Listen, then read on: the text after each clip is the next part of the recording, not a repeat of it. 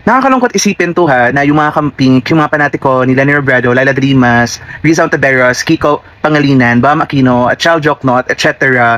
Pinopolitika nila yung pagtulong ng Davao City sa Cebu. My gosh! Kasi yung Naga City na hinahype nila always, na walang maitulong, at yung tangang buhay, pink na lugaw na pagkaing aso lang ang kaya, tapos natabunan ng help ng Davao City. Kaya ayun, pinopolitika nila yung assistance na nanggaling sa from the people of Davao City. You know that we've been helping, or the Davao City local government has been helping other local governments or other cities too na affected ng mga baha, mga sunog. So ano ba yung gusto niyo mangyari? 'Di ba? Dapat tumulong na lang kayo. Tumulong na lang kayo, hindi yung pati ganyan pinopolitika ninyo. If gusto niyo, kayo yung nasa spotlight, you ask Naga City. Yung ina-hype niyo always. I-ask niyo yung mamalanlan niyo. Ipadala yung mga bombero niya, yung mga rescuers niya doon sa Cebu.